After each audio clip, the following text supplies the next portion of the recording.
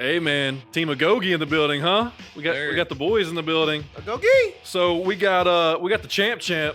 We'll get to him. Torrez Finney, the champ as of this past weekend. We also got from Peak Kinetic Performance, John Hampton. Thanks for having me, guys. Thanks for having me. Hey, a little last minute on both these guys. Hit them up this week. I actually got hit up by one, hit the other one up because champ, and we run champ time. It was supposed to start at 7 p.m. At least he makes it to his fights on time, but he damn sure can't make it to the Chat with Gunner podcast on time. But that's okay. What up, Torrez? What's going on, man? I'm excited to be back once again, man. Yeah. We're here. Hey, man, we're going to talk all about your fight. But first, look at the belts. I like this. There you go. You're going to break the table. Man, they are heavy. Too heavy. They are a little heavy. I agree. Which one's the heaviest? Actually, this one. That one? Yeah, Okay. How are those Aries belts, Finn? Yeah, not bad. You know, it looks pretty good. I like how it's designed. I love the little ram Yeah. on it. It's a nice belt, man. I'm excited. This is actually going to be the one I'm going to hang up in the gym. That's the one. That's the one that goes in the gym, huh? Yeah, this one, we have a good bit of these here at Agogi. So we have a few teammates that won one of these Valor belts. Yeah. So this one I'm going to take home. Okay. You're going to take that one home with you. Yeah. Hang that one up at the house. Hang it at the house, yeah. All right. But I'm going to have this one at the gym. All right, man. Well, hey, look, you've had your time on the show. We'll get to you. I'm going to talk to my man John over here. We've been talking now for a while before the show started. So, Peak Kinetic Performance. Tell me about it a little bit. I didn't want to even talk about it before the show started. So I wanted you to tell me. Yeah, perfect. And once again, thank you guys for having us on. This is actually my debut on a podcast, so it's cool we got to do it. There we go. As a podcast fan, it's good to get on one. Yes, sir. Try to get on TNT, but I'm not on that level yet. Yeah, we'll get there. We'll get there eventually. But Peak Kinetic Performance, PKP, started about almost 2 years ago now. It's me and my brother Gannon. We started it around the time Corona happened. Like the idea came, and then Corona hit, and we actually started as an online strength conditioning company. Basically, everybody was kind of shut down, and we used a third-party software to upload just different programs. At the time, it was just at home. We had our first program called At Home Hustle, and basically what it was is, use 5-gallon bottle of water or whatever you could. A lot of body weight stuff, obviously. If you had like a pull-up bar, even better. But yeah, my brother is actually the brains behind the actual coaching side of it. He has a exercise science degree from Kennesaw State. Cool. You might know him being a football guy. Chip Smith, he worked with him a lot down in Atlanta. Yep. So he did a lot of kind of combine prep with them, getting them ready. Yeah. And then he worked at a place in Atlanta called Rapid Sports Performance, where he worked with a lot of major league, minor league, Division I, especially baseball guys. Zach Wheeler, Charlie Blackmon, guys like that, some Braves. He actually worked with John Smolt's son, so cool. He came in, so it's pretty cool. But yeah, so fast forward, we're still doing our thing, kind of growing, and I joined Agogi, and then Finney actually, came in, and at the time I saw he was a beefy dude, so I just thought, this guy's just gonna be another bruiser. Like, I know for sparring he's just gonna be throwing those hands, and I was like, great. And then, not that didn't happen, he did land a pretty mean right hook on me for the first time, and I was like, all right, be aware of that. But the more I got to know Finney, it only took 2 or 3 practices, and saw his background and saw what he could do. We offered him to be a Peak Kinetic Performance athlete, and he thank goodness, accepted. I was like, heck yeah, I was all excited about it. And so we started up writing his programs, and we kind of looked at him, or Gannon looked at him. I was like, all right, what is this guy really good at? And what is something that he can work on? Mm-hmm. And the biggest thing was, especially coming from football, he played D-line / fullback at, 5'8", 5'7"? For disclosure. 5'9", 5'10". But 5'11". Yeah, there you go. I'll take that. He finally got it right. But we saw that, and it was like, obviously he's got beef power and he's strong, but cardio wise, there's different. When you're as strong as Finney is and as powerful as he is, you exert a lot of energy, especially the way he fights. So we started working with him on his, his cardio, his energy systems, kind of what we were talking about a little bit earlier, doing some interval work plus with some power, so he can be powerful throughout the whole fight. And we saw that in his Valor championship against TK. Mm-hmm. I mean, that was 5 rounds, man. And Finney, like, we were super happy to see, but Finney was still just as powerful. And, you know, don't get me wrong, anybody who's going to fight for 5 rounds, that's what people don't get about fighting. I don't care how conditioned you're going to be tired. Sure. In a 5-round fight. Yeah. Yes. So, like we always say, it's not exactly that you have to be 100% by the end of the 5th or the 3rd or however long you go. You just have to be in better shape than the man across the cage. Yeah. So, and that's what we worked on with him. And Finney's been great for us as far as that goes. But then Gannon, he's head strength conditioning coach down at Alpharetta 7A High School. So he works with all their programs, football, basketball, volleyball. And he's also the offensive line coach there. And, you know, we've always talked about, like, hey, when we get to the point where we get big enough online that we can actually get a facility, like, that's what we'll do, whether it's Atlanta, Chattanooga. But through the relationships we've made with Agogi and with Matt Harris, you know, just all the guys. I mean, Finney knows how Agogi is. That's what I love about it. You know, everybody loves getting a good workout and the fighting, beating up on each other. But really, the relationships that you develop at Agogi is what's so important, is what's so great. I mean, it's such a network that once you get into it, I mean, there's almost somebody for everybody, you know, for everything. So we developed that relationship, and then with Brian, who came from Scenic City Fitness, just down the road, we're actually able to kind of merge, and he's coaching with PKP, another high-level coach. Mm-hmm. Finney actually worked with him in his last fight camp. So we're able to actually work a deal out that we're now leasing the backside of the new Agogi facility. So it's about roughly 2,900 square feet. Oh, that's plenty of room. Yeah, It's big. yeah. It's Yeah. nice because it's all open space. It's a big rectangle. Yeah. So we're actually working on turfing it out. Got really good equipment. I mean, he's seen the equipment that we have. You going to turf the entire thing? Mm-hmm. Okay. Yeah, because we're offering, not only are we offering like for the athletes, but we're also offering, you know, general adult strength conditioning. Mm-hmm. So a lot of that has to do with like sleds and being able to do, you know, 5-10-5 with the athletes, 20-yard sprints, 10-yard Right. bursts. So we're going to be able to offer a lot through that space.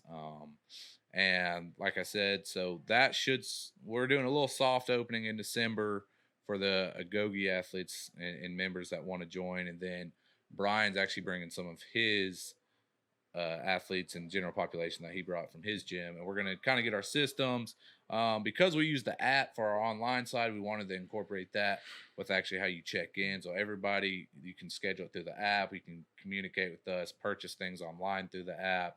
So it's really exciting time. I think we got a good thing going. You know, just 2 brothers, local guys, just dream, probably 13, 14 years old. Wouldn't it be cool to start a gym? Yeah. And, you know, God's blessed us enough to the point where we're starting.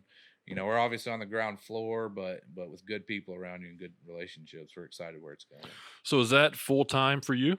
Full time into that? Or are you also doing something else? Or is that the goal to be full time into? Yeah. So the goal is I do outside sales Okay. for Air Gas, which sells yeah. welding supplies and stuff. Yeah. But Gannon will actually be full time. So he's actually quitting his job down in Atlanta, coming up here. He's actually going to stay with us for a little while he gets his feet. His wife's a traveling nurse, so she'll be doing that.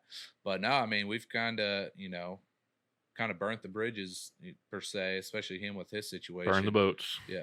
You know, he always says burn the bridges, and now he's got me saying it. I'm always like, burn the boat, because burn the bridges and burn the boat are 2 different. Yeah. So anyways, yeah, burn the boat. And I mean, we're all in. We're, you know, both feet in.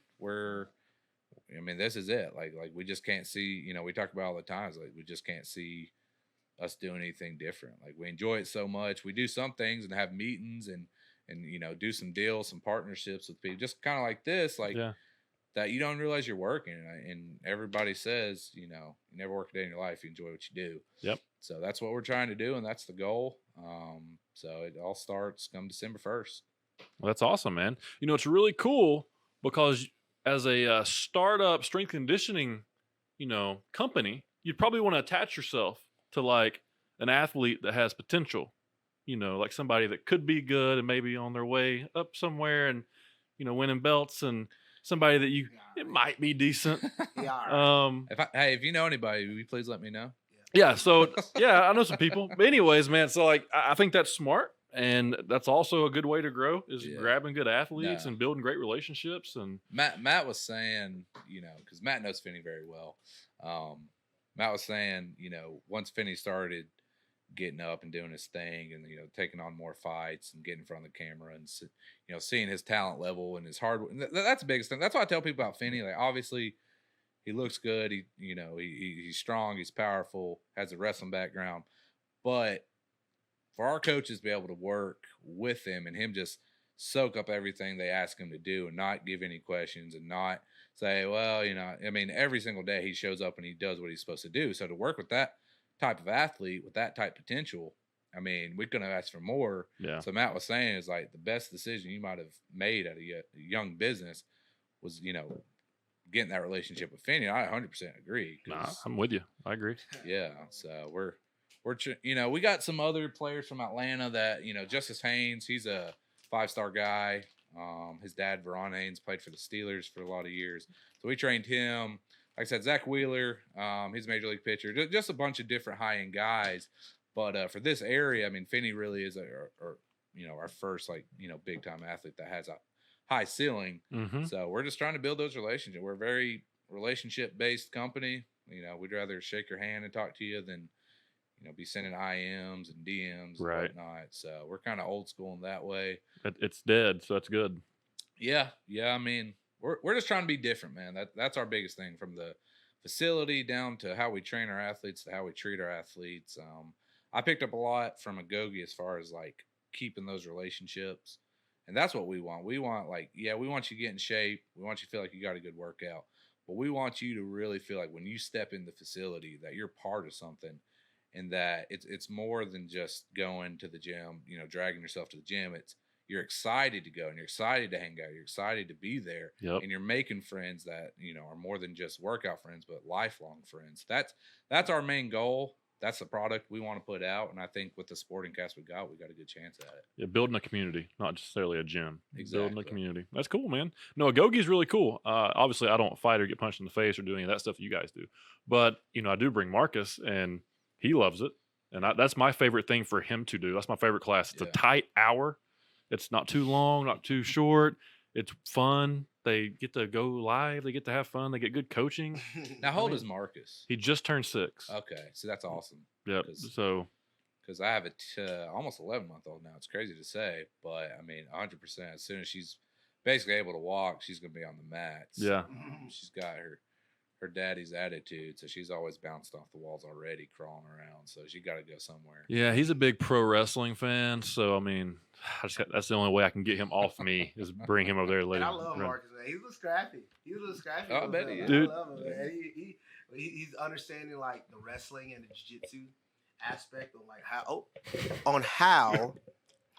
to get closer, like to understanding how to finish moves. He's good at getting in positions, but he just got to learn more how to finish. But we keep working with him. Like you said, he only turned 6. So, yeah, but I like Marcus. Marcus is gonna be good once it all starts clicking.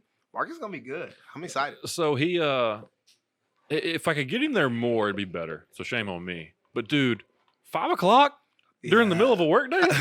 That's a tough schedule, man. Yeah, it is. So his mom, she works nights, so she's usually sleeping during the day. Yeah, and then I work, so it's hard for me to get there by 4 to go get him and get him. I'm in Saudi, so to go to Harrison to get him, then to be in East Ridge, I'm barely 4:58. I'm zooming in, man. Yeah. So we try to go at least once a week, right? And he likes that, but he's about to start wrestling next week. That's gonna be good. So that's gonna be 3 days wrestling, 1 day jiu-jitsu. That'll be good for him. And when he starts doing more jiu-jitsu, he's gonna start seeing like a lot of the things he do in wrestling. He's gonna have those tendencies. Yeah. So obviously early on, he's not. He just into jiu-jitsu, but he's not like so deep into jiu-jitsu. So it's not like there's a lot of those tendencies gonna cost him. But like for instance, like giving up your back in wrestling, you want to do that. Right. In jiu-jitsu, that's a no-no. You get choked. Yeah. So Yep. There's gonna be those contradicting things, but I think he's gonna be all right. I think he's gonna be good. Yeah, we'll see. So here's my thing. I can't tell him, and this is why I like you working with him, or Sterling, or whoever, because If I go to tell him something, he's just automatically like shutting down. You don't know what you're talking about. You didn't do just you don't like you just don't know. And what are you doing, man? Oh, okay. So he doesn't got this 6'3" microphone for a 5'10" guy. Yeah. for 5'11" guy over there. He doesn't know how to finish or why. I can't get him to understand, like, you got to submit them. Like, that's how you finish. He wants to lay on him and, like, count to 3 and get up and be like... He does that. You know? He does that, yeah. Like, he'll do that. He'll get on top of him and be like, 1, 2, 3, I won. I'm like, dude, no. Choke him. Do something. Do something. See, and it's going to be funny because in wrestling, that's what you want to do. I know. You want to pin him. Yep. So he's going to have that opportunity to... Yep. It's not necessarily going to be 1, 2, 3. It's just going to be like a beep. That's it. But it's going to be close. It'll be funny. Anyways, enough about all that. Let's talk about the fight. Oh, so, man. I mean, tell me about it. So it's quick. I didn't know much about the guy because I didn't get to talk to you prior to the fight. But he looked good. Yeah. Well, that's the funny thing. And John know, like, he was going to look good. I don't know how the dude's not a wide receiver in the NFL. Yeah, he looked good. Like he played football as well. His name's Andre Johnson. And his name is Andre Johnson. So that's... Where do you play football at? Like any big somewhere school? in Alabama. Okay, He's from Alabama. He played college football? I don't think he played college. Okay. If he did, he probably went like junior college, I believe. Yeah. Okay. But Andre is known for exploding early. He explodes early. He likes to start fights off fast, so you got to be mindful. Yeah. And he fought one guy and exploded on him early, and he beat him. And then he fought Zane, my teammate. So he fought Zane and beat Zane in the first round. He won the first round against Zane. And the fight was, he exploded early. Then that second round came, and then Zane got on top and ground and pounded him out. It was really at the end of the first of that round. It was going to be starting that way. At the end. At the end of the first round. I was sitting next to Billy. I was like, he gassed out. Yeah. So we were going into that fight like, okay, let's treat yourself more like a professional. Because, as I've turned pro, I'm not going to be able to start every fight out like balls to the walls. I do that because I do know I only got 3 minutes. Right. So, but in a 5-minute fight, you don't want to gas yourself. Sure. So you just want to take it slow and easy early on and slowly work your way up. I thought he was going to come out, Andre. I thought Andre was going to come out there and explode on me. I did. That's why I came out there patient. Most of the time, I would have been exploding on him to start a fight. Mm-hmm. But I came out there patient. He started throwing leg kicks. Yeah. And it shocked me. I was like, oh, this man's patient. He's actually not trying to, take my head off early. Terrible range, didn't touch you, but yeah, go ahead. Yeah. Go ahead. So he landed 2 in a row, and I'm like, all right, okay. But then I saw the third one. I'm like, I'm not about to just sit here and let a guy kick me 3 times in a row. Yeah. So I caught it, and then I took him down. And then once I took him down, it's a transition I work all the time in jiu-jitsu. Once I take the back, and I go straight to a head and arm triangle choke. Mm-hmm. And the moment I locked it in, I was like, oh, well, I'm just going to sit here until he either pass out or he taps. Because I was like, I got this thing in deep, so I'm not going anywhere. Mm-hmm. And he started moving, and I heard him gurgle like 5 seconds in, and like he was snoring. He went there, bro. Yeah, he went limp. And now you have to blame this more on the referee. What? Because I had to choke in. I heard him snoring. I did. But then I looked at Sterling, and Sterling's like, he's snoring. I think he's out. And I'm like, okay. And on the video, you see him, he attempts to tap, but then he just goes limp. Yeah. He falls asleep. And the referee's job is supposed to pick up the arm. So if you pick up the arm and it falls back down, that means he's out, fight's over. If you pick up the arm and his arm stays up, that means he's still up. That's pro wrestling 101. It's pro wrestling 101. It's easy, yes. Yeah. But they do that in MMA as well. I know. So he had to choke. I had to choke, and I just can't let go because I've seen a fight like that, particularly like Robbie Lawler. There was a fight, a guy had a choke in. He let it go, and the guy took his back. So I can't take that chance. Yeah. So I'm sitting here having it in. Referee. So you have the first stage where you just fall asleep. You go limp. Then you have the second stage to where, okay, your body is limp. Then it locks up. Yeah. So now, instead of us getting past the, okay, he's knocked out sleep, now we're getting past the, okay, now you're getting close to his life, you know? And he was locked out for a minute. And I'm like, I can't let go. I mean, I can't see anyway. I'm like this, so I can't see what's going on. But I watched the video. But the referee could have easily stopped that fight like 10 seconds beforehand. So I was in the stands, and I've never fought, but I've watched a lot of combat sports, Yes. and a lot of UFCs, and I've seen. That's one of my favorite chokes. I was like, oh, Finney's, there it is, boom. It's great for you. You're very strong. You're gonna lock it in. I knew it was over. Yeah. So you lock it in, and I see it. I'm sitting, I don't know, 500 feet away, and I'm like, okay, they need to stop the fight. Yeah. And then it got uncomfortable. It did. Like it got quiet, almost up there in a way. Like it got uncomfortable in the stands, and it was like, oh, they're gonna stop the fight.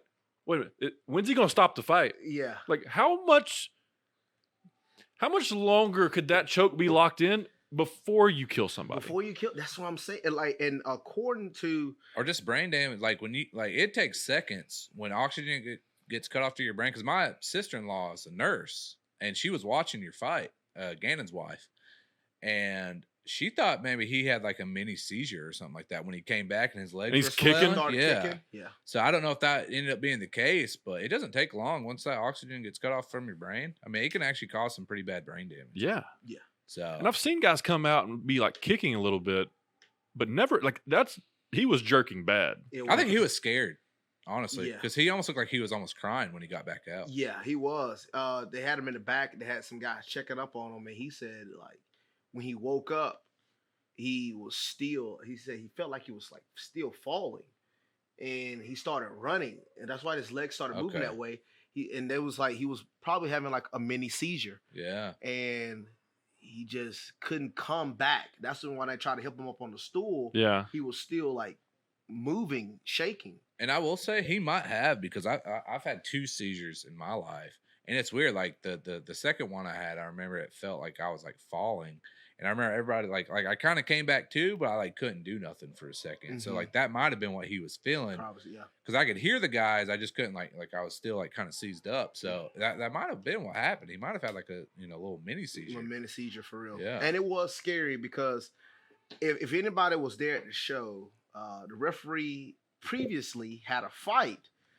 It was an amateur fight. 2 guys were going at it. It was a good fight of the night. Guys just brawling. But that was at one point, the guy head was on the cage, and the guy was just like, boop, boop, boop. And it's like, there's just getting head beat in. And he wouldn't stop the fight. Oh, you talking about Tristan Kelly. Yes. Yeah. And those guys are beating their heads in, and it's amateur. Now, yes, if the guys are still moving, yeah, but you have to be able to defend yourself. That's in the rules. Yeah. Always defending yourself. Yeah. And those guys, it was at certain points they weren't defending themselves. They was just taking those punches. They was looking bad. And then he allowed that to happen in my fight. And I felt like, and I truly do believe this, with Logan Neal's fight, what happened in his fight, I feel like he stopped that fight early because of what had happened prior throughout the show up to that point. Yeah. So anything that even looked close to a finish, he was going to stop it. Because he had already had a lot of backlash. Yeah. So like a lot of people, it wasn't even just like the fans, coaches, even the promoter. A lot of people were like really mad about how Jimmy Neely like refereed that show. Did he do Frank's fight also? Yes, he did. Because I mean, Frank's a tough dude, but I mean, even that got kind of, it got kind of borderline with some of the shots that Frankie. I mean, that's the thing about fighting, like especially an amateur, like you just never know what you're gonna get ref wise. There's some guys, guy gets hit. If he hits the ground, they call it instantly. But then you see situations like that with both of those fights outside of Logan's were amateur fights, and he let him go. I mean, he let him fight. He let him fight, yeah. And Tristan, I mean, to his credit, Tristan did finish the fight and had a chance to actually win that fight. He did. But it's just, at what point does it make sense? Yeah, as an amateur. exactly. That's right. You're not getting paid. Okay, you might get paid for ticket sales. Yeah. But come on, it ain't nothing. That's like $100-some.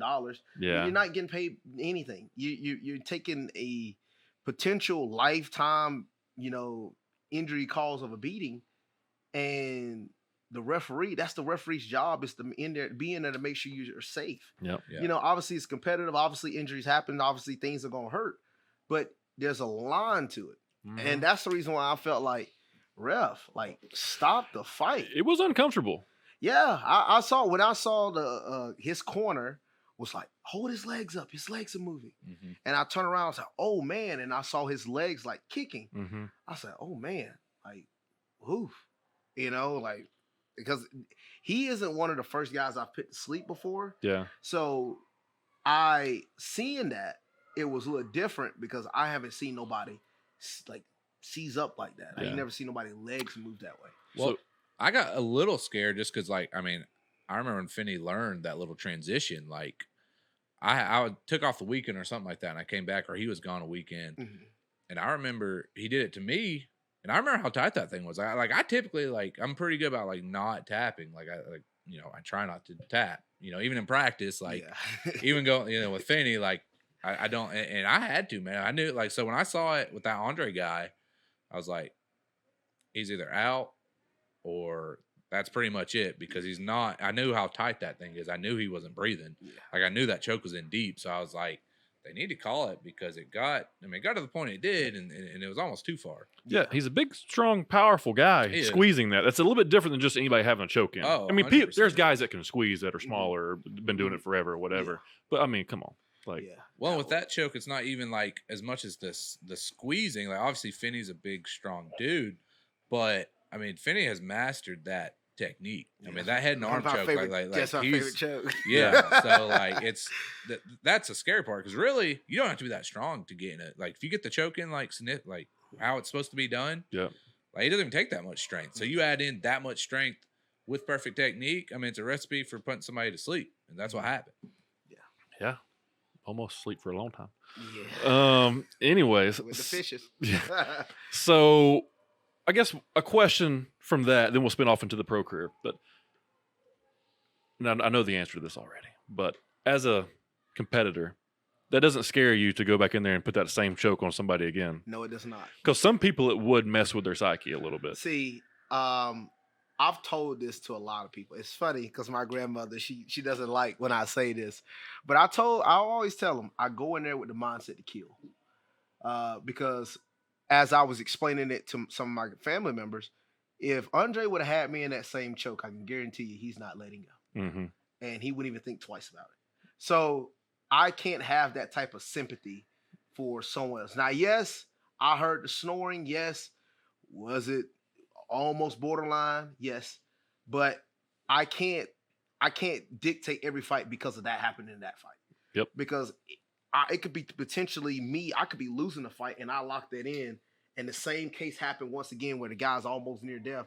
I can't let that go into the referee stops me. Yep.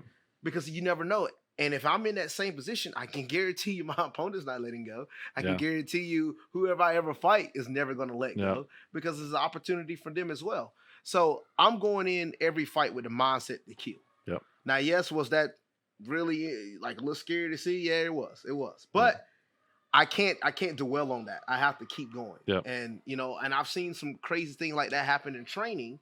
So it's to the point you're like, okay, you're almost used to it. Yep. And you adapt. You're like, okay, well, it's a part of the game. It's a part of the nature of the beast. Yep. I'm the one that signed up to do this, so Yeah, I mean, you're getting locked in a cage with somebody. Yeah, I can't to go win in a there. fight. Yes, that's why I try to explain to a lot of people. I can't go in there trying to think about not trying to hurt you too bad because that's just not gonna work for me. Yep. I gotta go in there like I'm trying to actually take your head off. Yep. Yes. Well, when do you get hurt during football practice? During walkthroughs?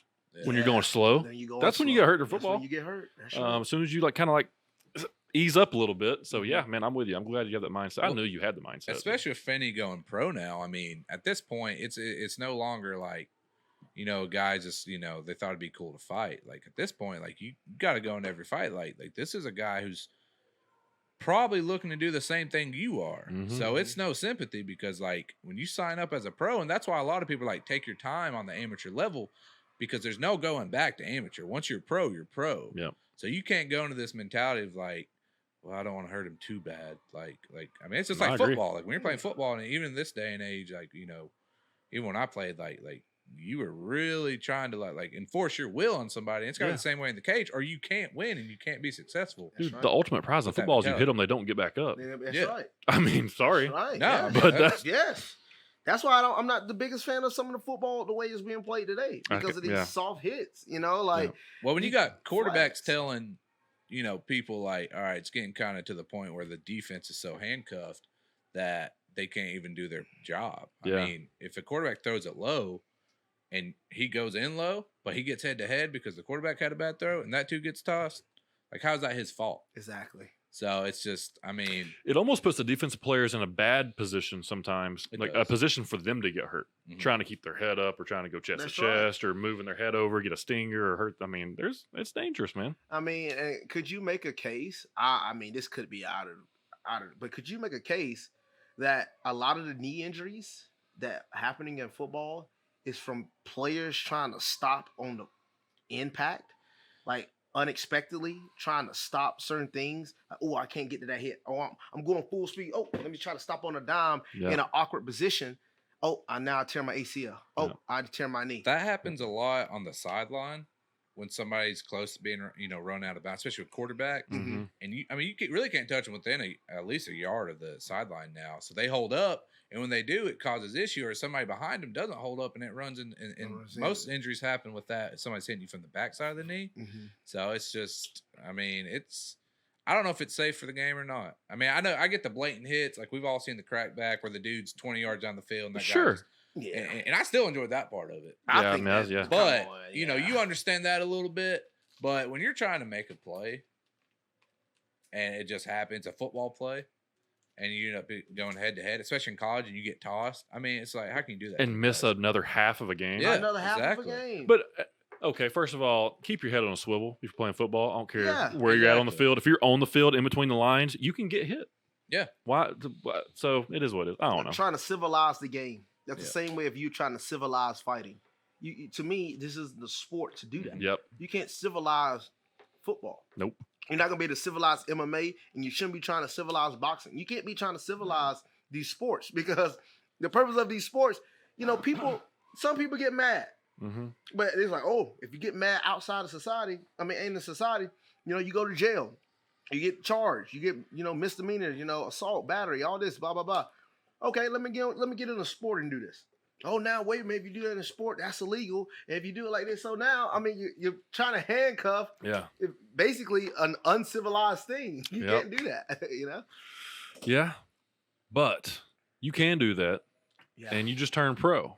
I love that. So what is the difference in the professional Torrez Finney and the amateur? Like, what's the next steps? I know that you got the management team now. I'm assuming they're involved. I know you're training at a Gogi. I know they're involved. I know you got coaches. I know they're involved. But what's the next step? There's got to be a game plan.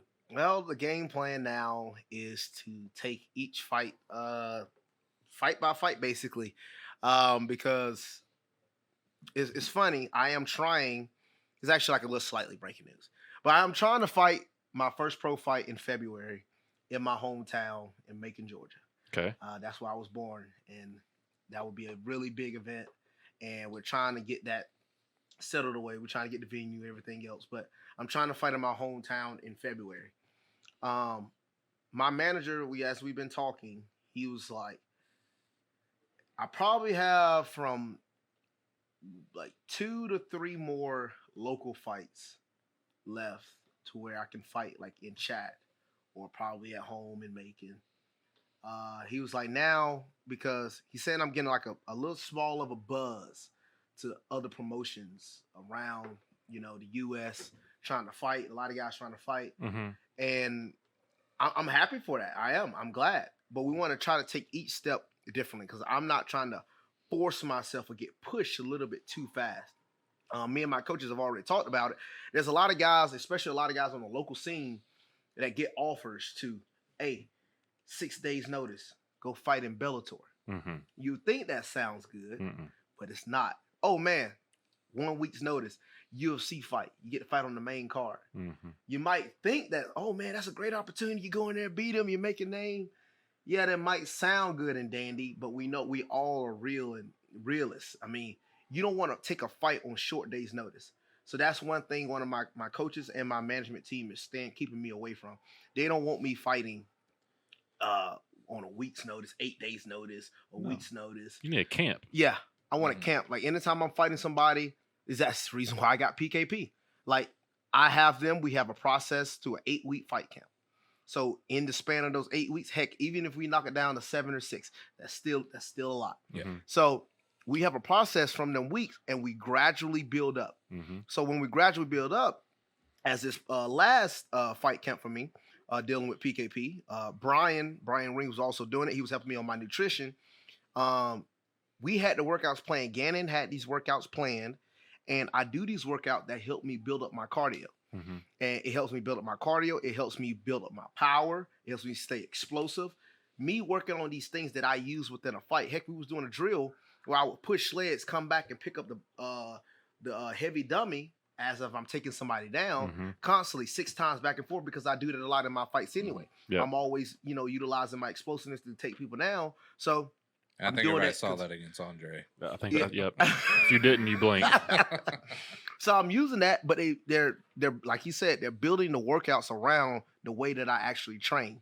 So I never want to go into a fight on short days' notice against another professional who's probably have had 4 or 5 weeks. Now, not saying that I can't do it, because that's the reason why I train every single day. That's the reason why I'm always in the gym. So if I do get a shorter notice call, to me, shorter notice for me is going to be 4 weeks. Okay.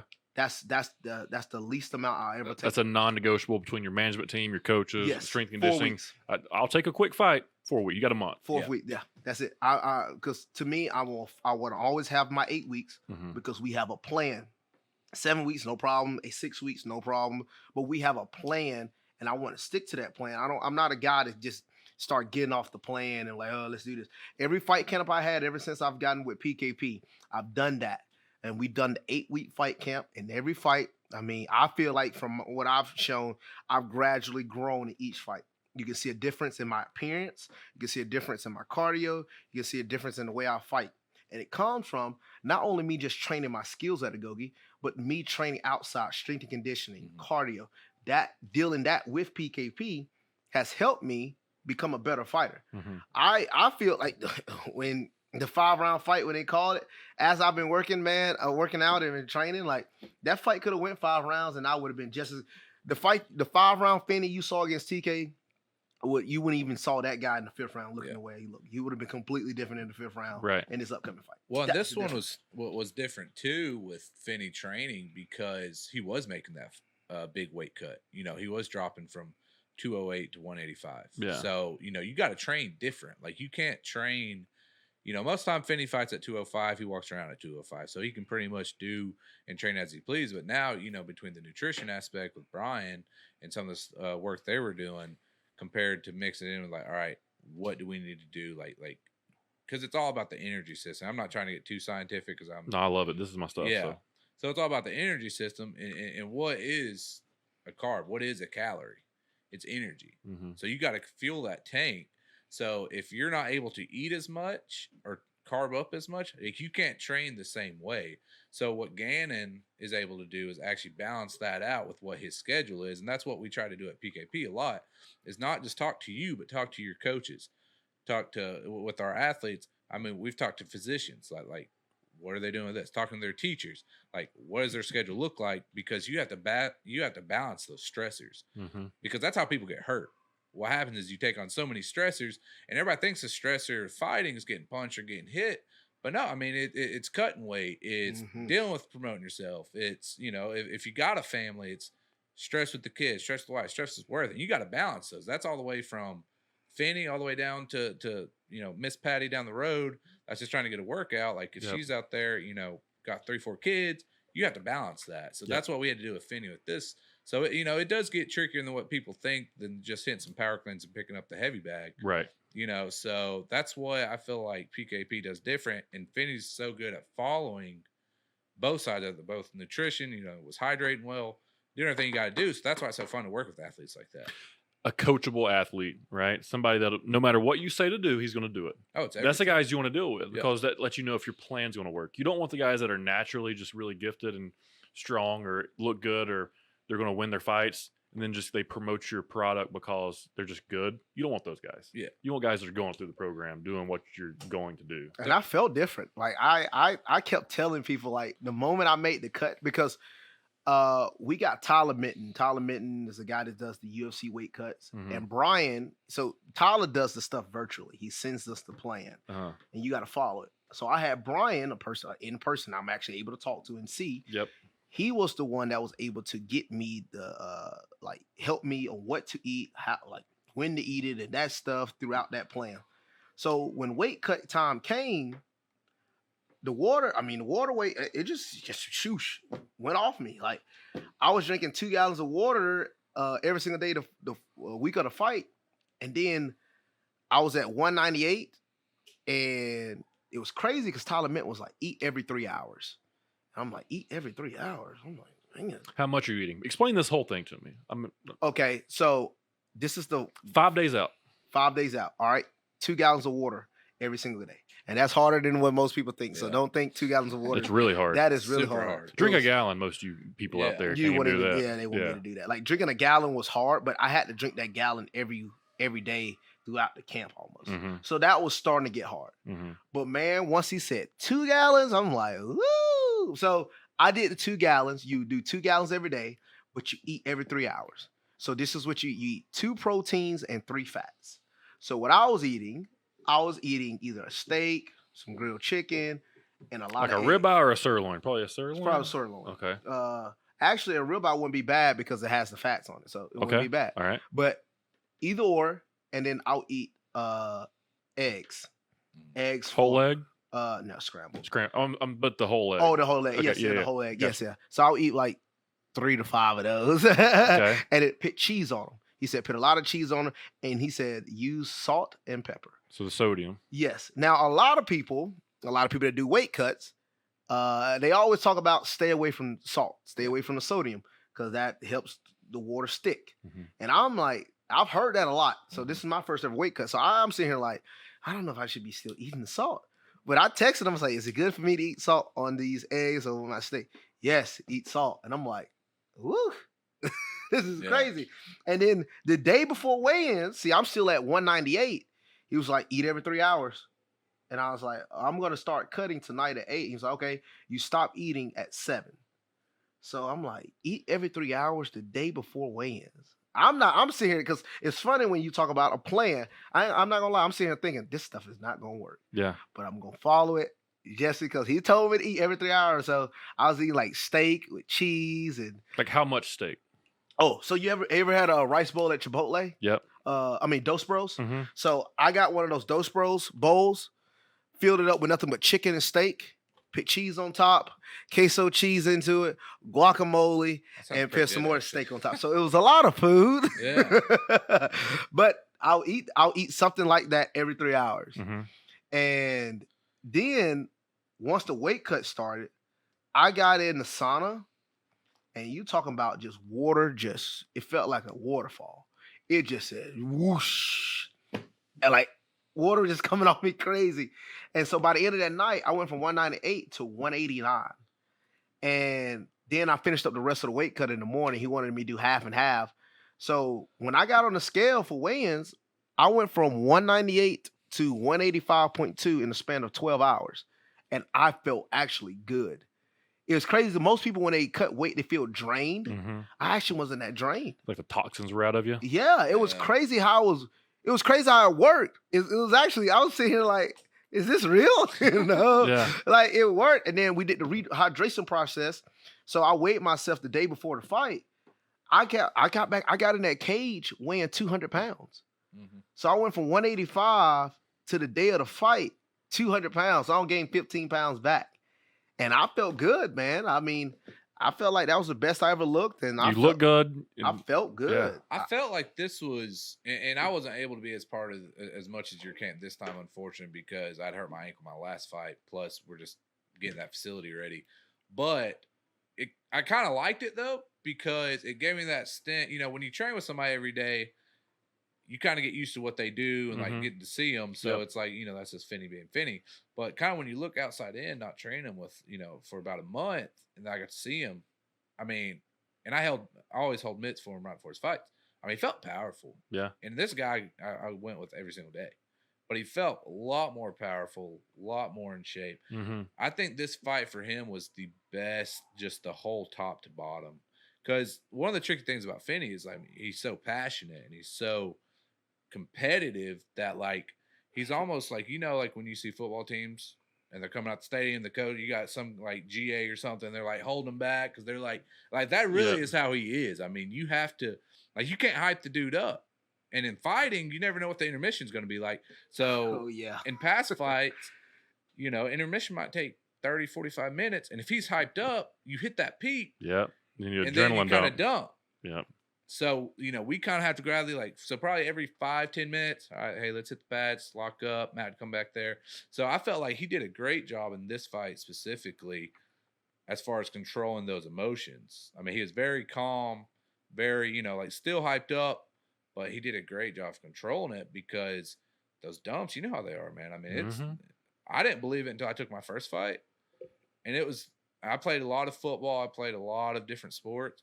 That adrenaline dump of a one-on-one competition in that type setting is something I've never felt. So I can't explain it in fighting, but professional wrestling, you would be surprised.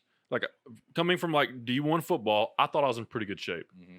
To get in there and do a 25-minute pro wrestling match where you're having to remember, talk, perform a choreographed thing, also have to actually like spur the moment, improvise, and maybe pick somebody up that can't help themselves get up or actually move somebody around physically or help somebody do moves to you because they have no chance of picking you up. Yeah.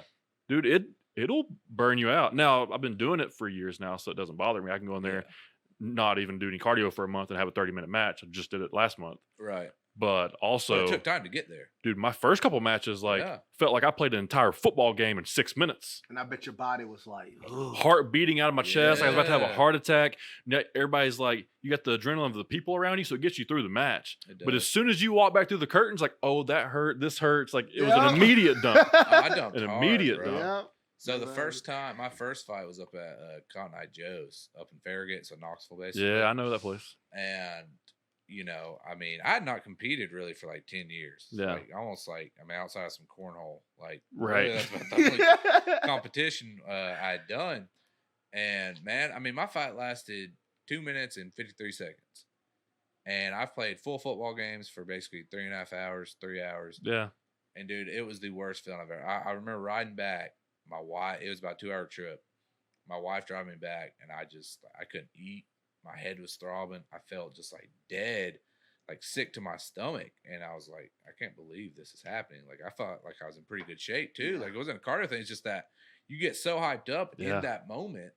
And so many people don't realize how much fighting is a mental thing just as much as physical. That's why you can see guys who are not as physically gifted or physically fit as some others. Yeah. But they're just so comfortable in that cage that they're able to perform at their peak. I want to say be corny. That's right. Kinetic performance. Peak kinetic performance.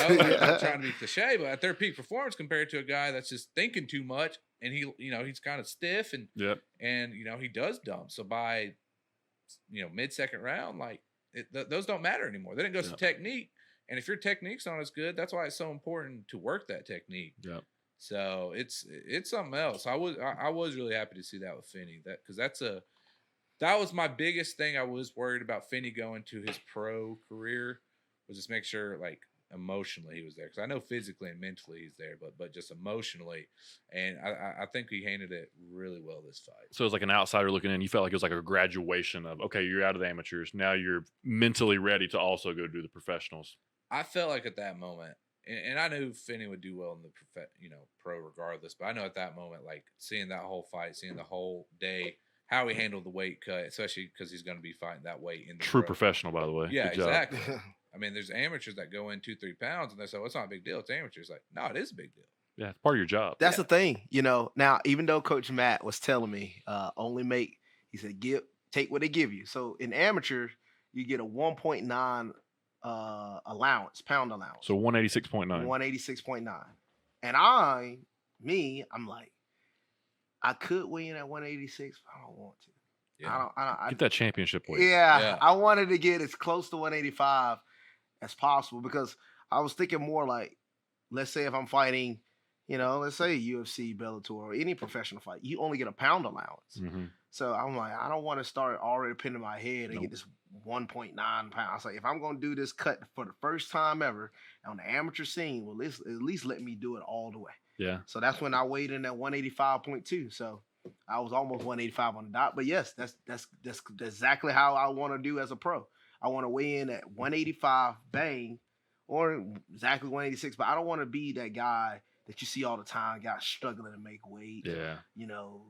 They're all sucked in. Got to hold the curtain and all that. You got to lean up on the scale. I don't want to do all that, man. I want to make the weight, do everything the right way. So all I have to worry about is just getting in the cage and doing my thing. And you get your full pay. You ain't got to worry about paying nobody half your purse. Well, I was going to say, like, the thing about, him being an amateur, like, obviously you don't have a purse. So, like, if you do miss weight, they can't really take anything from there. But this being one, his last amateur fight, and two, for a belt, if you don't make weight, you don't get a championship opportunity. Yeah. Right. That's right. So that was a big risk. I mean, that's really trusting the process, especially thinking I could eat every 3 hours. Like, that takes a lot of faith when you're used to doing it a certain way. Yeah. And you got to trust your team. Yeah, exactly. So that it took a lot of faith for him to trust the process. Well, also, I mean, you got to look at it as if you don't make weight, who wants to give you your first professional fight at 185 if you can't make weight as an amateur?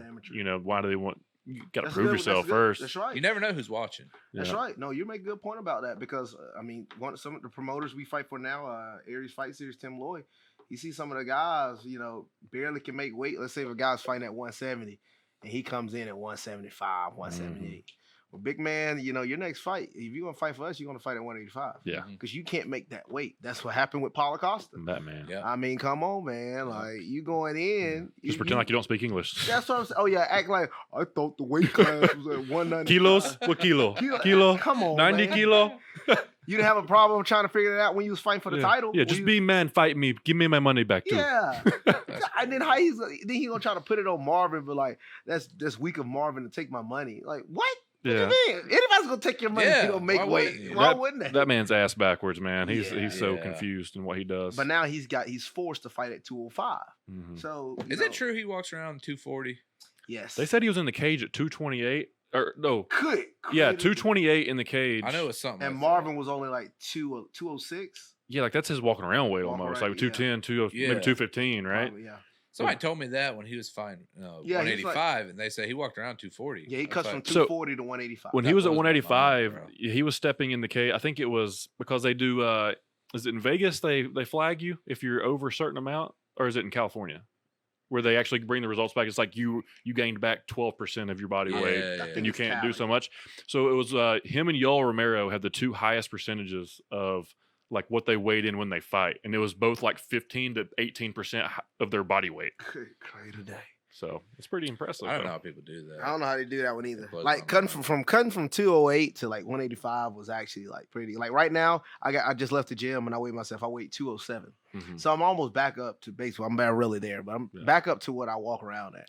So was this a 185 weight cut to move to 185, or just to win another belt? Oh, I'm officially fighting at 185. So you're professional at 185. Yes, my first pro fight will be at 185. Okay. Yes. I was wondering. I didn't know what you wanted to do there. But yes, but it was also to get a belt as well. I get that. I didn't know if that was the plan. Yeah. To prove it to yourself that you get down there. Oh, it's easy.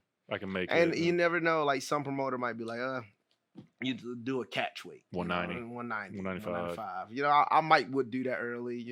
I have no problem. But officially middleweight is my official weight class. Cool, man. Cool. So we're looking at probably a couple of regional fights, and then a guy like you. I know you already have goals in mind, so I'm gonna go ahead and ask you. So we're looking at like we're trying to get into like the PFL.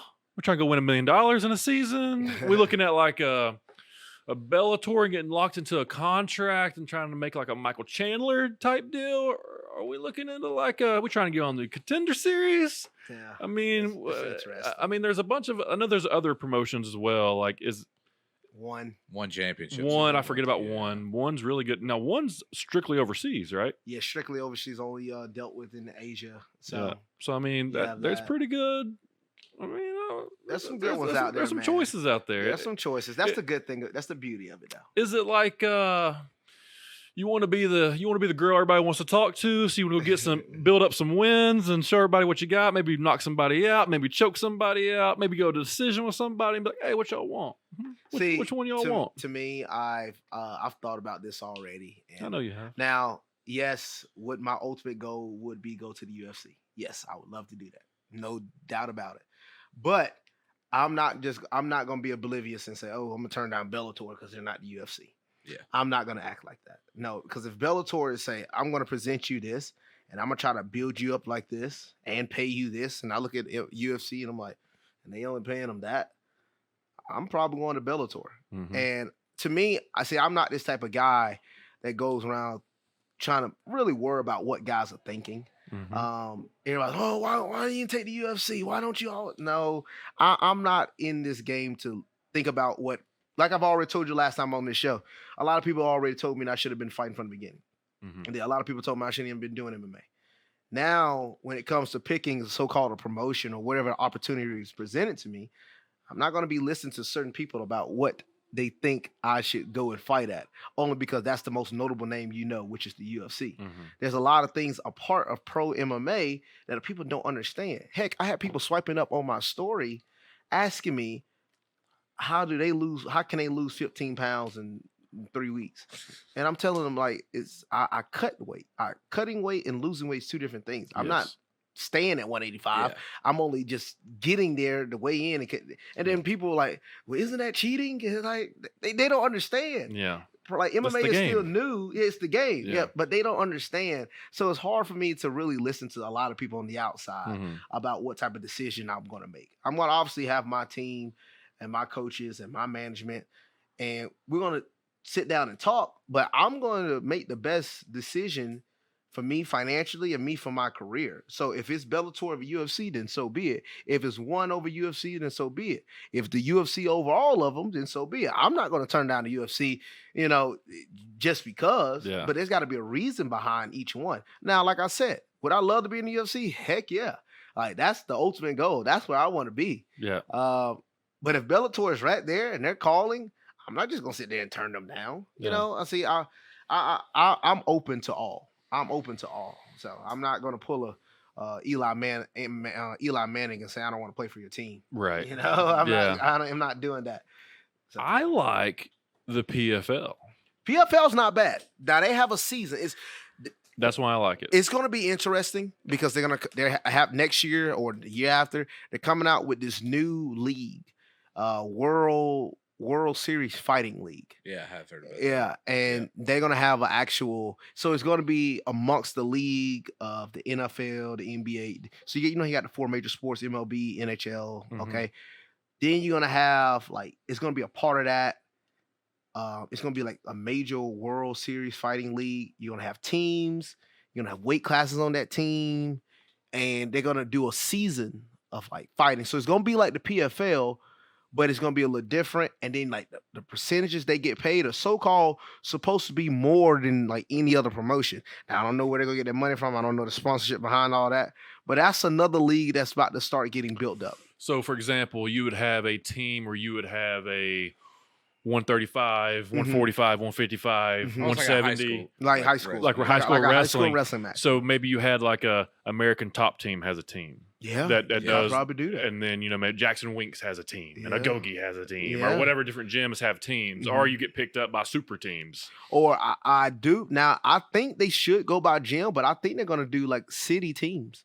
Oh. So I think they're gonna have the Atlanta, Like the Chattanooga. That's kind of yeah, interesting whoever. though, because I'm thinking about in Chattanooga especially, we have a bunch of guys on the Chattanooga card, so it almost feels like that team environment just because you want to represent a Gogi, Gogi, best you can. But I couldn't imagine us going us fighting other people other cities, and we're teamed up militia. I just feel like maybe Yeah. that would be a weird kind of. That would be Gangs weird. of New York or something. Yeah. That's what I'm saying. But they said they're gonna have head coaches. So if you're gonna have a head coach of that team, you That's probably got to interesting. train with that Yeah, team that's what I'm saying. Almost like Ultimate Fighter, but professionally. professionally. Yeah. Now, is it something where they're gonna like it'll be team versus team that night? Like the whole promotion is one team versus another, or is it gonna be like throughout? And it's just a point type. It's throughout going to be the- like a point system, but I feel like they're going to do all of those fights in one night. So let's say you have Team Agogi versus Team Militia or whatever. So those two teams will fight each other that one night. Okay, So it's going to that's be pretty like cool. starting off, and whatever matchup is like the best matchup between those Be two the main teams. event. Main event. Mhm. Dang. Interesting. It would be interesting. I got to see, like this says, come out next year or the year after. But I got to see like how they do all of this stuff. Yeah. It would be interesting. But that's another league that is there. So and yes, the PFL isn't bad. I mean, you fight what 3 or 4 fights, and Yeah. then you get ranked, and then you it's get like- ranked. And then you fight like 1 or 2. You fight 2 fights to get to the $1 million. Mhm. But what's the payouts before the $1 million? Because like, I think they're on I'll- salary, right? yeah, I think because so. I guess that would be like the biggest debate. Like, because I'm still relatively new to the fight game. Like, I just started. I'm about 2 still am years too. ago. I am too. So I'm not sure. Like, you would think if somebody was like, just pure business, I'm out for the bag. Like, if they see an opportunity like that, like, why wouldn't? I mean, outside of contracts, why wouldn't a Connor go to somewhere like that? And I guess maybe not Connor because he gets paid out, but like a Gaethje or something like that, go down to a PFL. Like, is the payouts like per fight compared to the $1 million? It's Does it interesting add up 'cause- more to the UFC? Because Gaethje started out in the PFL, Oh, did he? Well, it was what WEC. WEC, yes. Okay. So he started out there first. Yeah. But then as he grew, he became a free agent. So once he became a free agent, he made a big name of himself in the PFL. So the UFC was the next thing called. And that's very similar to Kayla Harrison. She don't made her name in the PFL. So now the next big thing calling, I think to the point now, she got money. So now it's more of, okay, let me start building up my legacy. Right. So, okay, now I can go to the UFC. It could be very interesting to Michael Chandler. Michael Chandler got money. I mean, Yeah. he's been in Bellator for a long time. He got money. So now you probably won't ever see him dispute about money. Mhm. It's going to be more I about believe legacy. his wife is like a doctor or surgeon or something Probably like that too, so. Yeah. right? Yeah. She Mhm. she makes pretty good money. So, from what I yeah. understand. Yeah. So I guess money. And that's why, like Corey Anderson, he was a UFC 205er light heavyweight. Yeah.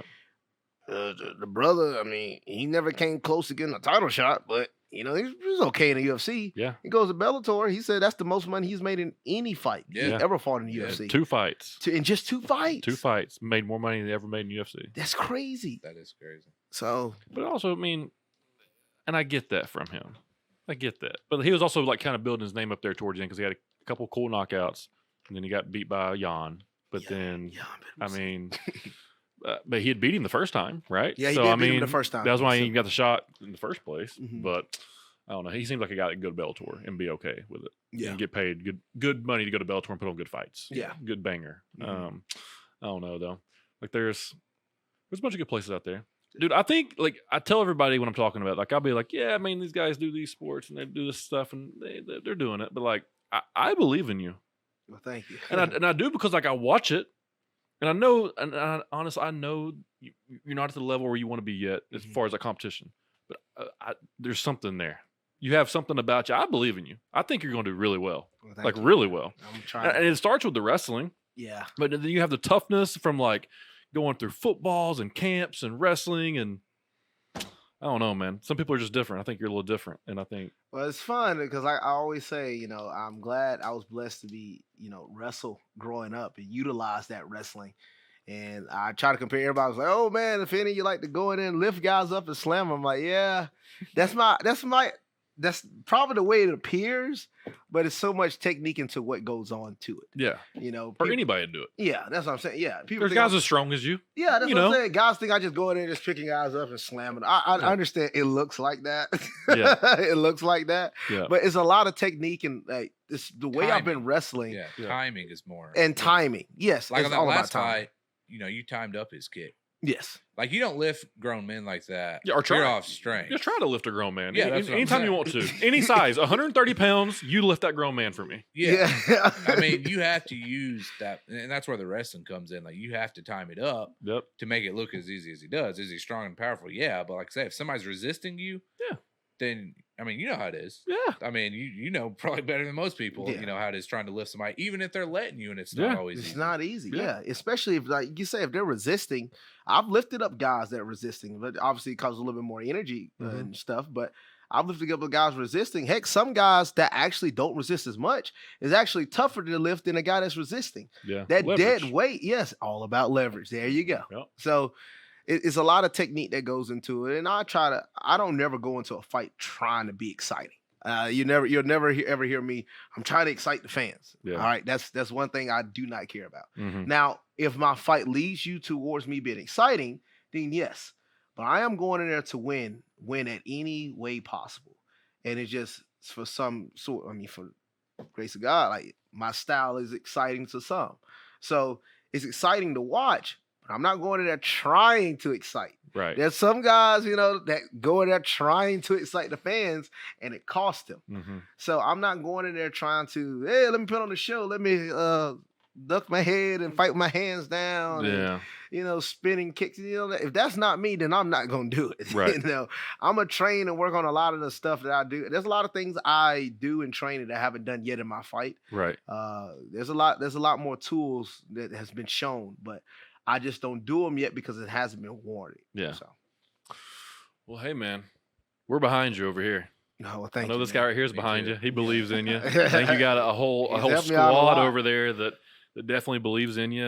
And how old are you? 20? Just He's turned a pup. 23. 23. He's a That's what I was pup. thinking. Just man. turned 23. So I would compare you not comparing you to Greg Hardy, but like an athlete, like an explosive, fast twitch athlete from football. He had success early, right? Yeah, he did. But what he didn't have was any grappling. His ground game was absolutely. So you're the exact opposite. Yeah. You've got that part of it, so you can learn how to strike. You can learn all the other stuff. You're only going to get better with that as time comes. When you're 30, 7 years of striking. Yeah, come on now. That's true, and it's funny because we was talking today. Lyndon, one of the guys that strikes at the gym, he was like, Finney, man, we see you strike all the time, and he's like, your striking has gotten so much better since day one, and you look really good. He's like, I feel like you can go in there and strike with a lot of those guys you fought. He said, but you just go in there, you just take them down, and it's donezo. And I'm like, yeah, I go in there like this last fight. Regardless who I was going to fight, I was going in there to strike. Yes, I was going to go into the fight. Be patient was number one, and then strike. But then there it clicks. See, I'm a wrestler. So when I see that opening, when I see from your, nearly like your torso all the way down to your legs, and in wrestling, you have your stance. The first line of defense is the head and the hands. So if your hands are covering it up, I'm not going to shoot on you. I got to set up my shot. Mm-hmm. But when I see guys coming into MMA fighting and they got that high guard, and I just see nothing but their torso and their legs like wide open, I'm like, there's no way I can pass this up. Yeah. Because it's a wrestler in me. It's so instinctive. Anytime I saw that in wrestling, I'm shooting. It's like an instinct. You better shoot. Blast double. It's a blast double off the back. So it's hard for me. I see these guys with these high guards and fighting, and I'm like, gosh, get your hands a little lower, right. So I can strike with you, but it's hard. So once I see it, it's like almost instinctive for me to shoot, especially like when you're in the cage. It's almost like a fight or flight, like it is. Yeah, so it's instinctual. It's instinctual. Yeah. So you go to what you've known all your life, and that's what I've known all my life. Is the wrestle. Mm-hmm. Now, yes, it's gonna be that day. It's gonna be a guy out. It's gonna be tough for me to take down. I'm gonna have to really utilize my striking. Yeah. And I truly believe I have the striking to do that with a lot of those guys. It just, and I'm not saying it's easy because it's not easy, but it's just the openings and the setups is so easy and it's so instinctive. It's almost to me, it's almost my brain is like, you better shoot. What is wrong with you? Like, it's hard for me to turn my brain off and like, don't you shoot. And I was like, don't you shoot, don't you. Oh, she already shot. I'm with you. How many shots have you taken in a lifetime? Gosh. I took probably like 20 shots a day teaching the kids. Yeah. So, you probably can shoot just as well as you walk. So it's like, that's all I've done. I know how to do that. It's just so instinctual and natural for you. And what you got to understand, Gunner, is like an amateur, especially regional amateur. Yeah. So many guys like they just want to stand up. They just want to bang, especially, he fought light heavyweight for, pretty much his whole amateur career except the last fight. They just want to bang. So they're walking in with their hands up. They're looking to, that's why even with TK, I was actually pretty impressed with TK because he could work off his back. And because he fought heavyweight too for a while. And a lot of big heavyweights can't do that. So that's what people need to understand. They saw it go 5 rounds, but it's like TK is a good fighter. I don't know, where when I first saw him, I was like, I know Finney could beat him, but he's not what some of his previous fighters were. I'll put it that way. Mm-hmm. So every time, what I enjoy almost every fight camp is when Finney says, "Well, I'm gonna strike with him." I'm like, oh, okay, sure, Finney, you'll strike. We'll work on you striking. And I know this every time because why wouldn't you? Yeah. Why wouldn't you do what Finney does? I wish I could. It would keep me out of, no doubt in my mind. So I'm 2-1 as an amateur fighter. Some would say I'm an exciting person to watch fight just because I am that banger dude. Like I am that dude. He will bang with him. It's because exciting. I don't have that wrestling background, and it's fun. And I was my last fight on my way to victory. I felt like had already dropped the guy twice and was on my way, and I rushed and I was standing, and all it took was that fighter's chance punch. And kudos to him for Will being able to do that. But that 1% risk that you're taking by just standing and begging, especially heavier dudes, is what can end a career. Yeah. Because you never know. There's always that 1%, but if somebody's on their back, it's hard to knock you off from your back. Yeah. They can hit you, but yeah. It's not going to knock you out. Right. So, when Finney says that, I'm like, you can do whatever you want because I know you can. Like, if you want to strike with him, go ahead. I know you're very capable of striking with him. But I just know the competitor in you is going to want to beat this fool. Yeah. And that sinks in, and that's what ends up happening. Look at Habib. Like, yeah. He's put the path in place for everyone. For everyone. Yeah. Don't get hit. Take people down. Beat them up. Get them out of there. And go make money. Go make money, yeah. I always say Finney fights kind of like a Russian. Just and you add in the cardio he's been doing. He's just very because the only reason I know so well is because I go with it, and he'll take me down, and sometimes, very few times, I'll get back up and get to my feet, and it probably takes me 2.5 minutes out of that whole round. I'm like, oh man, I got up. I'm feeling good. And right back down. And then I'm right back down. Yeah. And it's so demoralizing because you knew how hard you had to fight to get up. Yeah. So and that's kind of the Russian style in a way. It's just tenacious. Just break you. Yeah. Just tenacious, constantly on you. Yeah. And as his jiu-jitsu grows, which it will, he's gonna be tough to handle.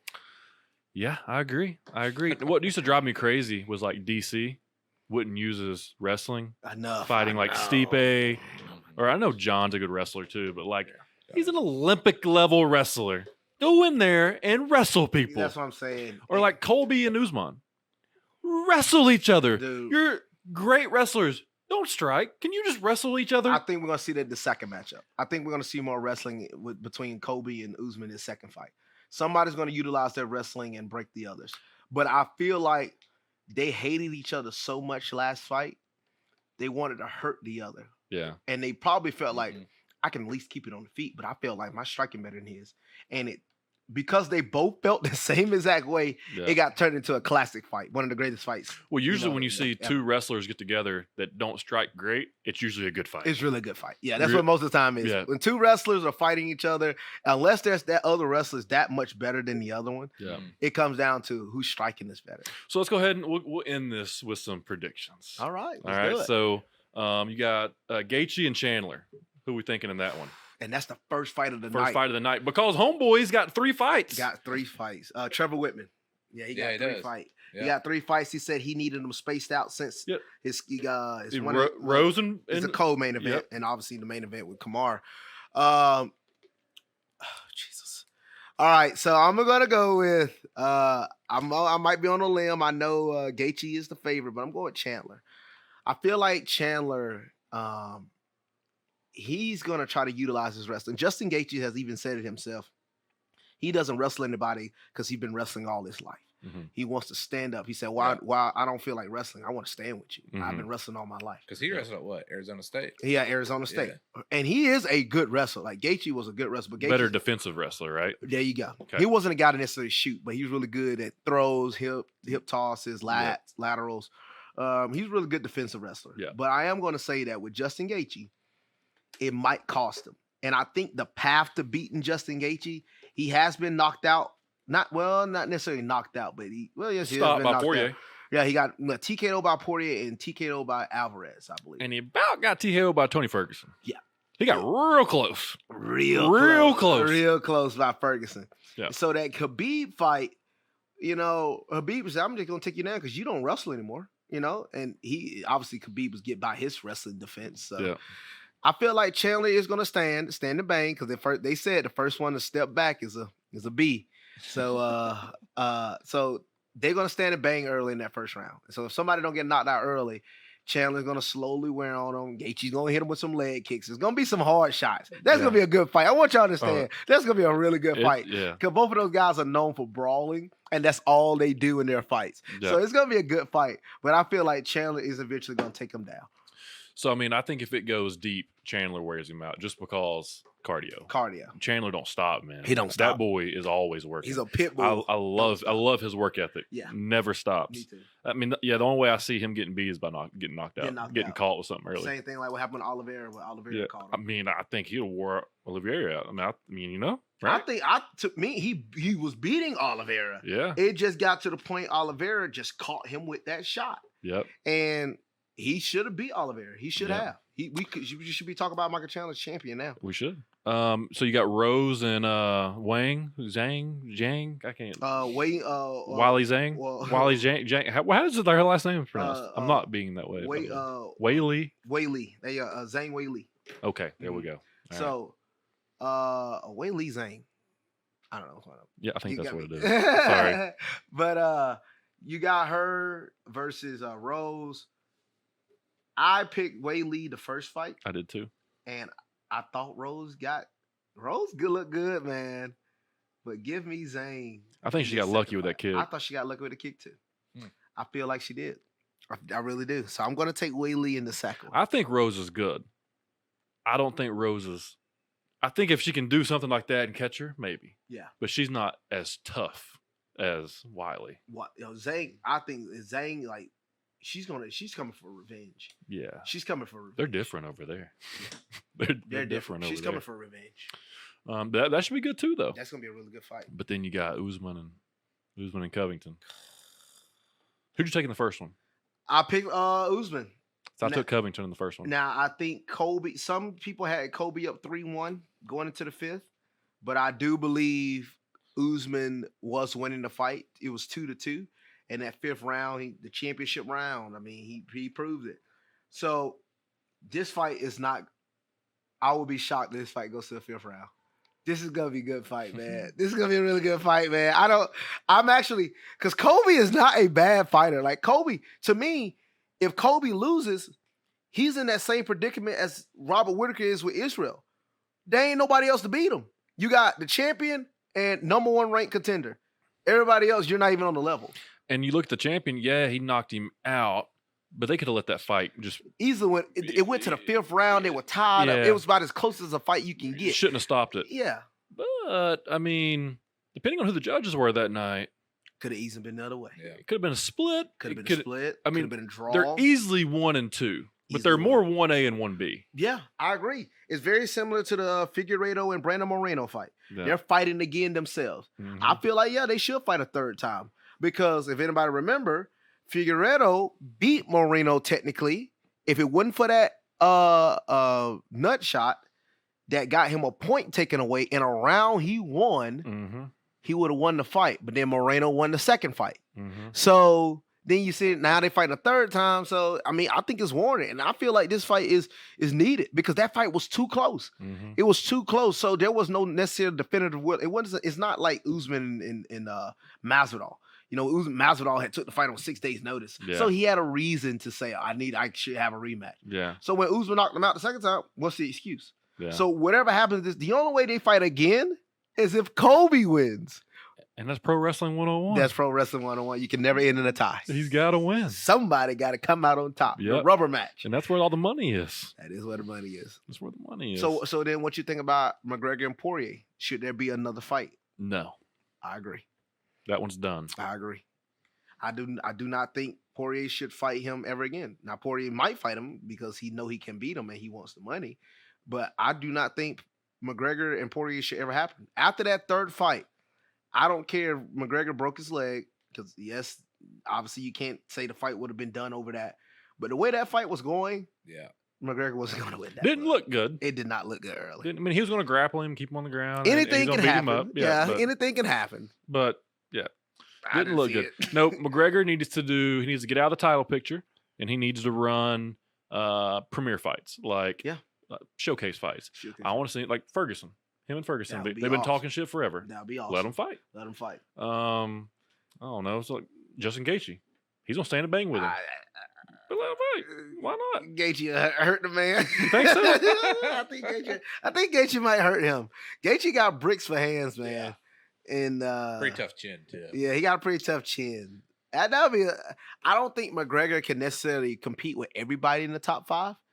I would say anybody under the top 5, yes, he could. I do believe McGregor can beat some of those guys. But then right now, you got guys like Islam Makhachev. McGregor ain't beat that, brother. Well, nobody else is beating him either. Well, so he's gonna walk his way to the top. yeah, nobody beat that. No, I'm serious. He's gonna walk his way to the top. He's basically Khabib 2.0. Ain't nobody. Yeah, Khabib playing video. There was like a meme. Khabib playing the PlayStation with him. Like, yep, that's what I'm doing. That's what you want you to do. And he's taking guys down at will and submitting them, but it's not even being close. Same thing with Khamzat Chimaev. I wanted to talk about him. He's my favorite. He's one of my favorite up and coming fighters. I've watched so much film on him. I love it. I love it. He is my favorite on the board right now. Yeah. I mean, so I love it. You said it's hard to pick a grown man up, right? Yeah. And do what like he does. Yeah. I'd say it's even harder to pick a grown man up and then just carry him to the boss and then talk shit to the boss as you're beating that grown man. Yeah, and then just finish it when you want to. Yeah. And he's what, 121-2? Like strikes against him in UFC. UFC. He's absorbed 2 strikes and he's out. And one of the strikes was when he was on top and the guy hit him in the face. Yeah. I saw one video of him today. He was wrestling somebody. I can't remember, but he picked the dude up off his knees. Oh yeah, I saw that video. Yes, he literally picked him up off his knees. Like he did this. First of all, crazy shot. Yeah, spinning around and shot a double. Yeah, it was one of the crazier shots I've seen.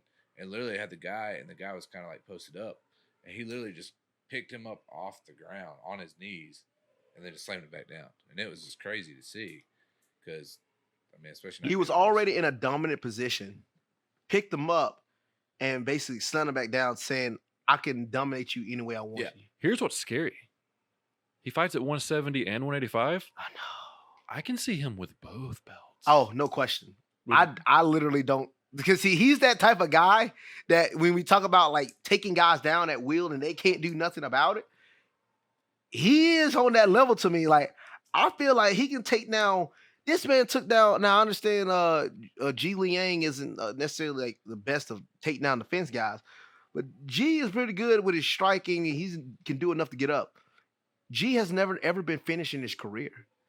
This man Khamzat just took him down and finished him in the span of 2 minutes. Talking shit to Dana the entire time. Exactly. And then they're trying to feed Nate Diaz to him. Dude, they can't listen. He gonna kill him. Those Diaz bros, he gonna kill him. They need to get up out. Yeah. Exactly. They need to fight each other on the couch. They need to get up out. Because Nate fight on Twitch. That might legit be one of the worst. Like that might be bad to watch. If Khamzat was to fight Nate Diaz, I don't care how good Nate Diaz jiu-jitsu is. That man Khamzat is in his prime. It's like probably right there, and like I don't see anybody beating him right now. Selling shit. I mean, a lot of tickets. Yes. That wouldn't be a great fight. I agree. I don't see nobody beating him right now. I feel like after he's only got to win 2 more fights, 2 or 3. Some people want to see him go against Neil Magny or Gilbert Burns. Gilbert Burns will be an interesting fight. You'll see how he do against the top guys. But if he goes in there and smashes Gilbert Burns, then I'm just gonna go ahead and crown him champ because I don't know how. If he smashes Magny. If he does smash Neil Magny, that would be, yes. If he go in there and just smash Neil Magny in the first round, because this man haven't seen the second round and like, I don't even know if he has a decision in his pro career. What, 11-0, 12-0? 12-0. And he's finishing guys in the first and second round. Barely taking strikes. He's barely getting hit. Yeah, and recovering from like serious COVID. Not like, I mean, like, or the after effects of getting COVID, like pneumonia type deals. I don't know, man. And he's got the pulse on him too. He's got the push. He's got the push going. Dana White. Oh man. Dana White. Oh, he loved that. Dude, so I love Chael Sonnen. So he was like, he could go the title tomorrow. Yeah, I agree. He's like, I mean, why not? he's the hottest fighter in 170 and 185. Yeah, and who gonna go around and beat him? And you think Israel Adesanya can out-grapple him? No. So unless he knocks him out on the way in, and I mean, look at his lip. Dude. He ain't getting knocked out on the way in. He ain't getting knocked out on the way in, dude. Yeah. That dude might hurt Israel. Yeah. I think Robert Whitaker's got a better chance against him than Israel. I feel like Robert Whitaker. I'm interested in that Robert Whitaker Izzy fight anyway. I think Robert Whitaker is going to utilize his wrestling more, but Izzy right now is too clean. Izzy at that point is where Anderson Silva was. You know, Anderson Silva was like just so perfect on everything. Mm-hmm. It just, even when the only time you saw like Anderson Silva not looks too perfect, obviously the Chris Weidman, but before that, during his run was when he fought Chael Sonnen. Wrestling. And Chael Sonnen out wrestled him the whole time, and then Chael Sonnen just got caught. Mm-hmm. So yeah, that was I feel that that's way. the longest win ever in a UFC fight. The longest, like, that had to be so demoralizing to beat somebody for 24 minutes and 50 seconds. Yeah.